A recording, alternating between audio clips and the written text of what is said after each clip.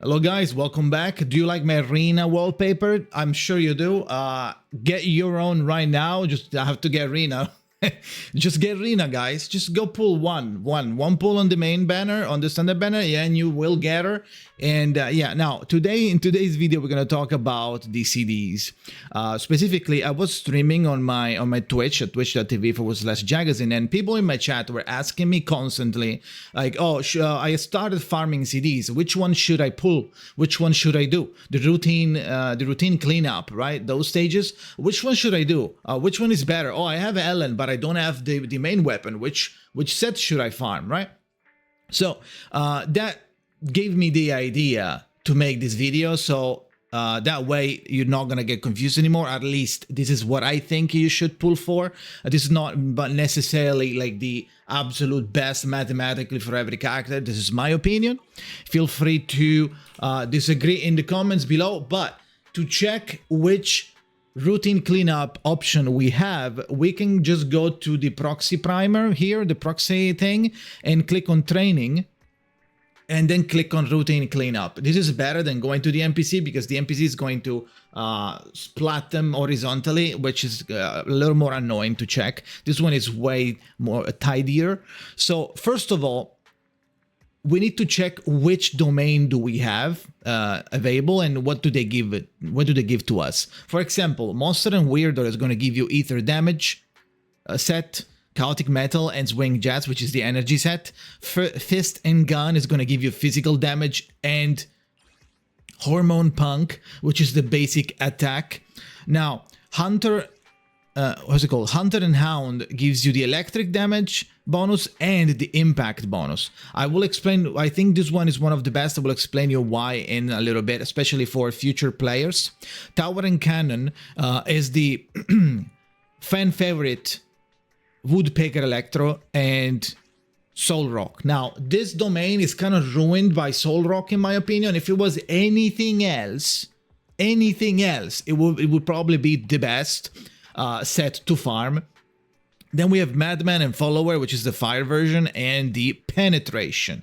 This could be good if you have certain characters that I will tell you in just a second. And then we have, at the end, Polar Metal and Freedom Blues. Now, the best routine cleanups, in my opinion, like regardless of what the set does, like just looking at the which character use it and which character are good with these sets, I feel like Sharp Fang and Blunt Axe is one of the best one if you have Ellen with their W weapon, so you're already having like 50% critical rate by default. This is probably one of the best because you could technically not use Woodpecker Electro and just go for ice damage, but in my opinion, this one is still really good. I understand you might want to put the burn set on the burn character. No shit. But you have an opportunity to get more crit rate on characters that don't have crit rate from their W engine, or maybe you don't have the W engine. So this one is kind of a no-brainer, even though you are kind of getting griefed if you happen to get Soul Rock. So that's why I am a little bit concerned in recommending this one, even though technically every character can use this one, but not every character can use Soul Rock, and you are not gaining much by getting pieces for Soul Rock. That said, you could just destroy the pieces and get the yellow CD token that you can use on the Bardic Needle, and then finish off the set that you are building for the Woodpecker Electro, which is still a pretty good strategy. But when it comes to like any drop is good, almost all of the other sets that you can, the other routine cleanup that you can do, it's good. Now, it's only good technically because they are, both of the sets are somewhat usable, but they're not the best. For example, let's go ahead and talk about Madman and Follower, right? So Madman and Follower, yes, it's the fire damage, and it gives you fire damage bonus on the 2-piece, but on the 4-piece, it gives you the crit rate increase for 8 seconds when you are hitting a burning enemy. Now, this sounds good on paper, but this means that you're going to lose this 28% every time the monster stops burning, which is going to be within 6 or 7 seconds after it starts burning. Now, this is good and all, so you could technically use it on people like Soldier 11, agents like Soldier 11, for example, to use it as a time window when you are unleashing your maximum output, and then you go down and slow back down into the preparing phase. And then when they're burning, once they're burning again, you have everything up, you have all your energy there, you have your ult up, you start maybe you also time it with the days, and then while they are in days, now they start burning as well. Now you have the 28% crit rate, and now you are unleashing everything that you can. That could be an option. However, personally, for the type of encounters that Zenless on Zero is throwing at you, I feel like it should be more reliable to do damage every time, especially the fact that we are under-leveled, under-geared, and timed in shield defense, a critical node. I wouldn't go for something as specific as this, as downtime heavy as this one. So, for example, for a Soldier 11, I wouldn't use this one. I would use 2-piece of Inferno Metal and maybe 2-piece of Woodpecker Electro, or 2-piece of Hormone Punk if you just want to raise your attack as high as you can. I don't know if there is a threshold when it becomes like attack becomes not as good anymore. I'm not sure. But for like 3k, we're still good at like 3k, so you can push a little bit more, okay? Now, so Madman and Follower would be good to farm a little bit just to get some of the numbers of the numbers of the CDs, and just get a 2-piece and then stop. Now, for the penetration rate, the only penetration character that I own that clearly states that one's penetration is Rina. Besides Rina, if you don't have Rina, I wouldn't really use this one that much. But that said, it can still be used. So that's why I said like the others routine cleanup are actually pretty good, because even though you are getting this penetration, right? Penetration can be applied to every character. Every character can benefit by getting higher penetration. Now, the 4-piece, its ultimate damage increased by 20%. It could be niche, could be like part of a niche strat, or like something that you think about it. Oh, I could do this and that with this set. That, sure. Launching an ultimate increased the keeper attack by 15%. Now, if you have a character that you really want to focus on doing increasing the ultimate, but even then, the ultimate is going to be one character only, and it comes after a very long time of building up the decibel, which I'm not sure if the decibel is influenced by the energy region. I do not think so, but I might be wrong here. Now, what I think is this Woodpecker Electro would be only good for like pen ratio by 8%, in my opinion, even on Rina, because you don't really need to do 20% more ultimate damage. From this, you can get higher damage overall from other sets, for example the crit one if you get a big one. Now, Sharp Fang and Blunt Axe is good for anomaly and ice damage, so this is one of the best ones if you have Ellen with either her signature W engine, or you have the Battle Pass engine that gives you crit rate as well, and you are just hoping to get some big main stat crit rate and substats crit rate, crit damage from the Polar Metal. You're going with that strat. That's perfect. In that case, this is the best one to farm. Also, if you're using characters such as Piper, or if you are pulling Jane Doe, getting this one is probably going to be really, really good. Now, you could just stop to the Anomaly Proficiency 30 2-piece. You could just stop that, or give this one to anybody that you would like to for them to do more anomaly damage, because this one is like when an X attack hits an enemy, reduces the target anomaly build-up rest to the equiper attributes by 20%. Now, this one is good for someone like Piper, but if you were to use 2-piece Freedom Blues on like Freedom Blues in general on Soldier, now you could opt for a Disorder team that's what I'm running, which is Soldier, Lucy, and Piper. And what I'm trying to do is trying to convert the overall all ticks combined Disorder from burn into damage from burn into Disorder. And if you convert that, it goes and picks the anomaly proficiency of the person that applied burn and not Piper that just triggered the disorder with her assault. So the disorder damage comes from the first application that you are replacing. And if you want to know more about disorder, I have a video in my channel. Feel free to go check it, explaining it in the best way possible. Now, this would still, though, be good for Soldier 11 as a 2-piece, because it still increases the anomaly proficiency, which would increase the burn damage overall that you are dealing, and by direct connection, the disorder. Now, Tower and Cannon, it's good.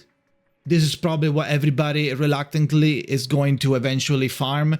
The Woodpecker Electro, it's just really good. It gives you 8 crit rate by default, and then when you crit with a basic attack, dodge counter, X special attack, which is almost everything in your kit, increases the equiper attack by 9%. This is not as high, but any of these 3 options are going to reset this buff, which is still good. Now, you could technically say, I don't really need it, I don't really need the 4-piece, so you could just go for 2-piece Woodpecker Electro and 2-piece Polar Metal for someone like Ellen and still get a lot of value, because you don't really need the 9% attack increase. Now, if this was 19% or like let's say 12 or maybe 15%, that would be much more enticing. But for now, I feel like, considering also that you are spending 60 stamina, you have a chance to get Soul Rock. And by the way, even if you destroy them, remember that you need to destroy 3 CDs to have enough tokens to create one. So keep that in mind. For Hunter and Hound, in my opinion, I think this is going to be really good for Chinyi and for Anton. So, which are 2 characters that, in my opinion, everybody is going to build if you are going for Chinyi and you're not using Chinyi with Zuyan for whatever reason, right? You could use Chinyi in a Electro only team. If you have Rina, for example, I will try to do that. I will try to build Chinyi as a powerful stunner shocker, and then Rina, and then I will probably build up Anton, because I do like Anton's attack. You can also do the infinite energy Anton drill trick. If you want, I can explain it to you in another video, but let me know in the comments.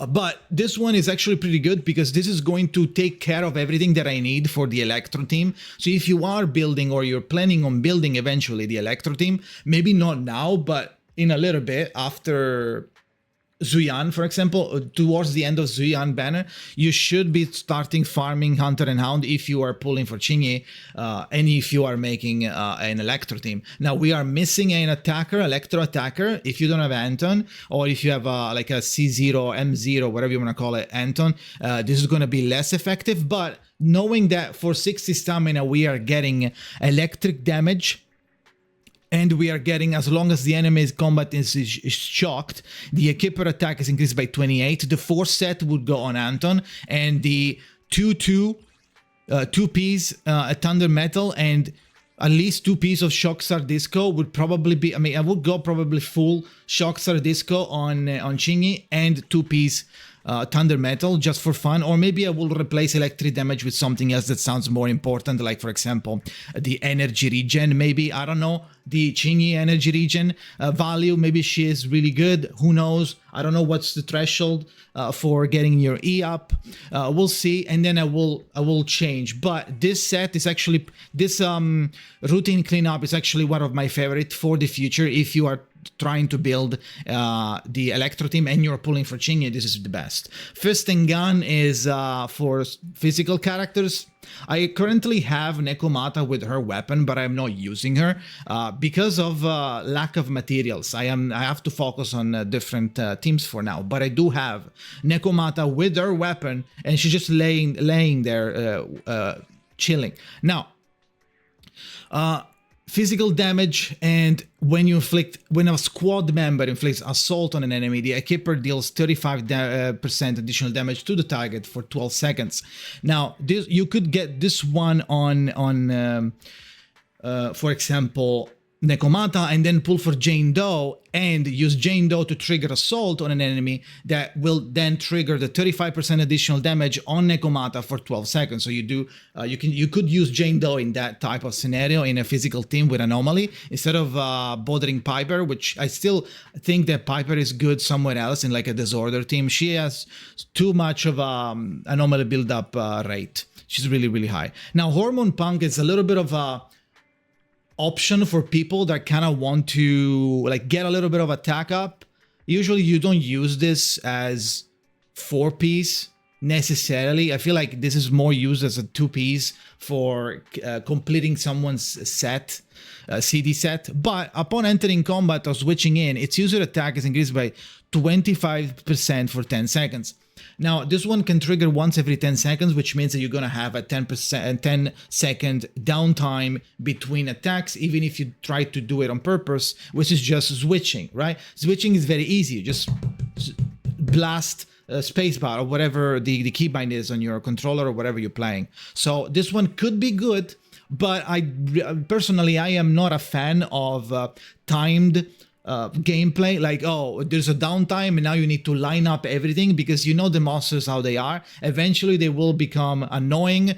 You will have to eventually switch away from the character or dodge, right? So if you're dodging, if you don't trigger like big vital view, if you're just dodging quickly, you're not like gaining that much time freeze damage, right? You're not freezing time that long, so you are missing part of this 10-second 25% attack increase, which is still good, but I'm personally not a fan. So if you like this one, you could, but I would probably just use this attack up as a filler for certain sets. Now, Monsters and Weirdo, it is good, but personally, you know what? I like this. This one is the second best when it comes to value and stamina. But you know what I think? I think that this is going to be one of those situations where you might not want to go full set ether damage on Zuyan. You might want to go 2-set chaotic metal and then give her a full set of something else. What that other something is, I don't know what. It might be just a Woodpecker Electro. Or you could do like a triple set, or you could just do, I guess, chaotic metal and then just ignore the second part of the 4-piece and just focus on having like crit damage increased by 20, which is still good. I feel like they added this because the rest of the 4-piece set bonus was kind of meh, because this is basically focusing on increasing the damage of the dot the corruption is applying. Right? So triggers corruption additional damage. This effect further increased by 5.5%, stacking up to 6 times. So if you are using Zuyan and Nicole, this is going to be okay, but I feel like this one, Chaotic Metal 4-piece set, is going to be stronger and stronger, and is going to get it's actually going to become insane whenever we in the future will get an anomaly ether. When we get an anomaly ether and we are quickly building this one up, is going to be up all times and is going to reach immediately the like 35%. 35% I think it is. I am a little dog shit at math, so I think it's 35% more damage on those dots. It's going to pile up and it's going to constantly be reset on the cooldown, which is really good. But I don't think it's that reliable on Zuyan and Nicole plus X person as a third. So I don't know if this is necessarily the best in slot. It might be just because of the crit damage, but I wouldn't be surprised if someone comes out with a hybrid 222 or like a hybrid something else build for Zuyan. I will try to do my own build for Zuyan. I will make a video about it and what I think about it. I don't have access to the character anymore because I did the trial and I didn't record the stats or anything. But I do have a CBT3 footage that I could use and check if we know anything, if I can check anything about that character. Then it could be changed. So I will let you guys know. But for now, I think this is my thoughts about the CDs and what you should farm.